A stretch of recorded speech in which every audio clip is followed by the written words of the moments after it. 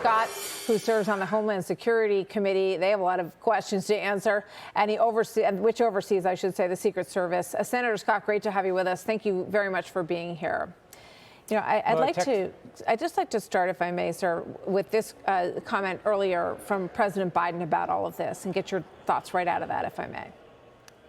The service needs more help, and I think the Congress should respond to their needs if they, in fact, need more services. I think they're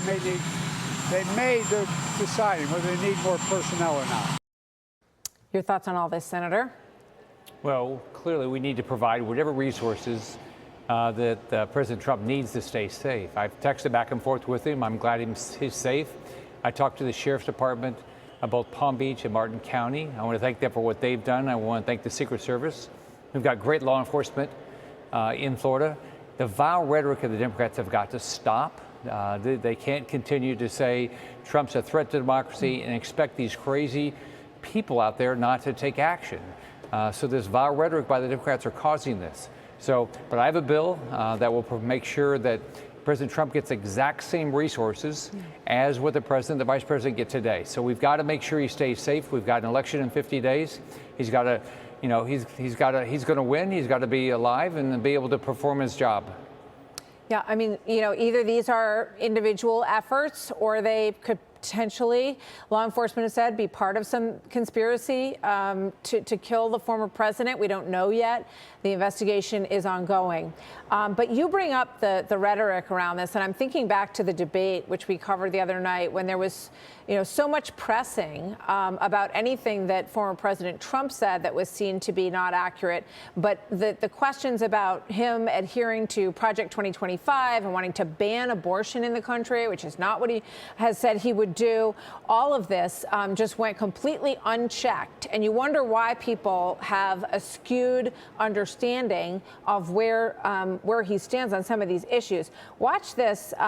This is CNN anchor Dana Bash, who did one of the first June 27th interview. But here's what she had to say about this attempt.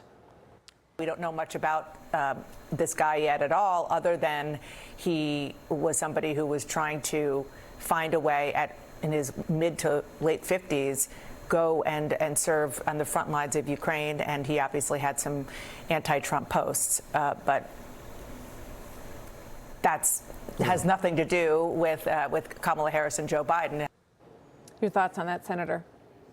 Of course. I mean, they're never gonna blame Biden, Harris, or any other Democrat for the vile rhetoric. I mean, Jeffrey said right afterwards, we got to stop MAGA Republicans. Right after this is the second attempt in 65 days. So this has got to stop. I mean, Trump's not a threat to democracy. Actually, he's fighting to save democracy.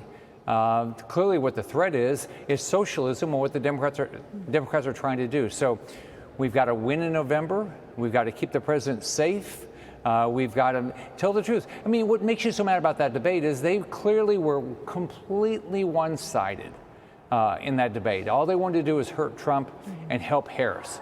Harris will be a horrible president if she gets elected. All right. Well, that was very unfortunate. Thank you very much, Senator, for being here tonight. This afternoon, I should say. It's always good to see you, sir. And you're right. Thanks, Martha. We have to make sure that this protection is in place. Hey, Sean Hannity here. Hey, click here to subscribe to Fox News YouTube page and catch our hottest interviews and most compelling analysis. You will not get it anywhere else.